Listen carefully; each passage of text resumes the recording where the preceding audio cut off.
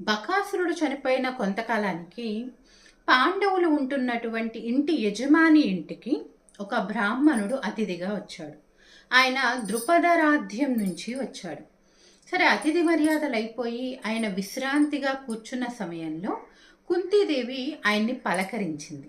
మీరు ఏ ఏ ప్రదేశాలు చూశారు, ఏ ఏ అందమైనటువంటి రాధ్యాలను చూశారు అని చెప్పి, ఎక్కడి నుంచి వచ్చారు, ఏమేమి చూశారు అని అడగటంతో ఆయన చెప్పుకొచ్చాడు. నేను అనేకమైన రాజ్యాలు చూశాను, అనేకమైన సుందర ప్రదేశాలు చూశాను, గొప్ప గొప్ప రాజులని దర్శించాను.